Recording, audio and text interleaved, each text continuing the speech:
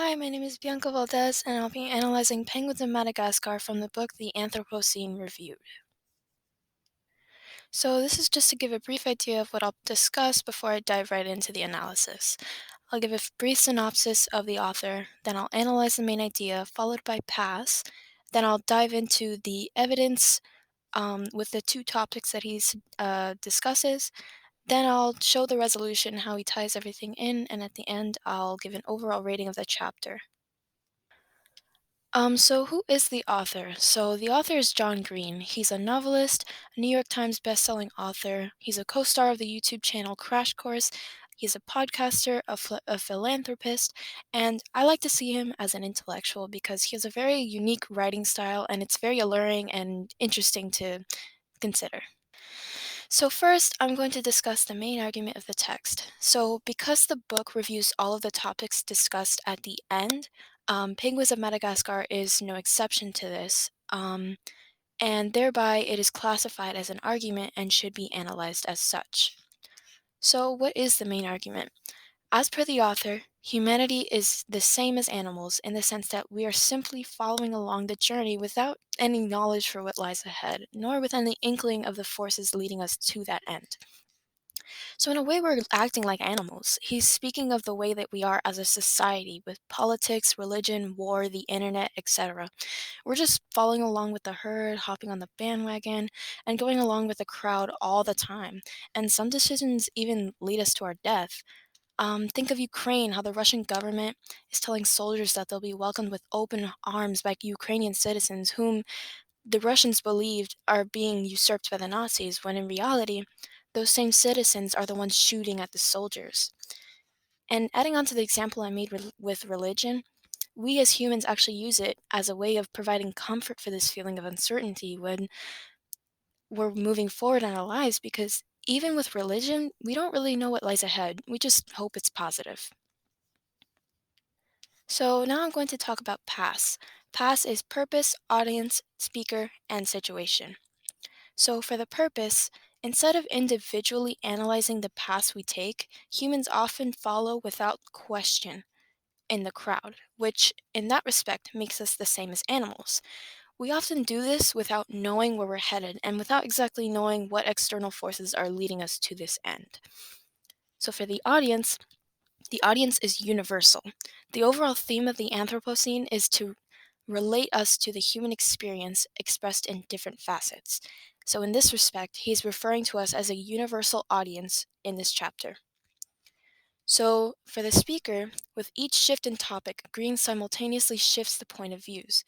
The exposition changes as follows: second person, third person, and first person. For situation, the author makes a sociological reflection upon a cartoon movie in popular culture during the COVID-19 pandemic. So, what does this mean?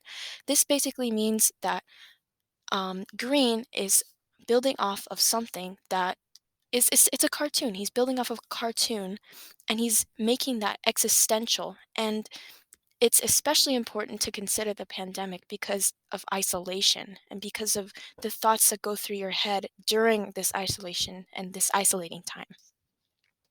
So, now for the evidence.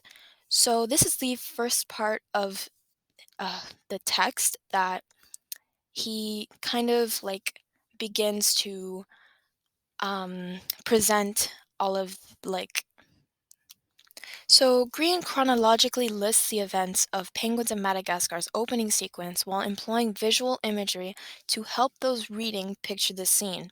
He's basically assuming that you haven't watched the movie. He does this to help build up the analysis of this particular section of the movie. So, referring to the text highlighted in blue, this quote has a great significance because of its relatability to the shared animalistic and human experience of the following the herd. Quote, does anyone even know where we're marching to? Who cares? I question nothing. The underlined portions of the text parallels each reference of the main argument with each shifting idea, so you'll find these common themes throughout the text. The portion highlighted in yellow just further exemplifies this, and it actually shows similarities between the two facets of film, which I will show in the next slide. So, as I mentioned previously, the author utilizes parallelism between the two to make a connection between stark concepts. So, for the strategy, after shifting from penguins of Madagascar to lemmings, Green speaks about how lemmings are supposedly animals who will do anything the crowd does, which parallels the adult penguin I previously mentioned that he previously mentioned. Afterwards, he establishes that this is not the true nature of lemmings. The White Wilderness, the reason for this lie, is juxtaposition in of itself because Green intentionally describes it as both a movie and a nature documentary. So that's important. So these are two facets of film that are oftentimes not in correlation with one another. And he does this on purpose. He does this to exemplify the artificiality of the lemming's lie created by humans. So this lie, in which thereby relates us to the benevolent forces that we ourselves are unknowingly at the mercy of. So I give this chapter a 5. Forgive the stars at the bottom. Originally, I gave it a 4, and I forgot to change it, but it is a 5. Um, so I found this chapter to be exceedingly insightful, and I found it very entertaining. The analogy between the penguins, lemmings, and humans was especially interesting. While I initially was confused by what he was trying to say due to the stark differences between the topics, I did eventually enjoy the satisfaction of putting the pieces together, and I really appreciated the message behind it. Um, so, Green's methods for getting his point across are very creative and seamless. Penguins of Madagascar provide a really alluring concept for consideration. And reflecting on what the author was expressing, it was really interesting to think about how often we do things without question, like when we're in a crowd. And I find this really enthralling. Thank you.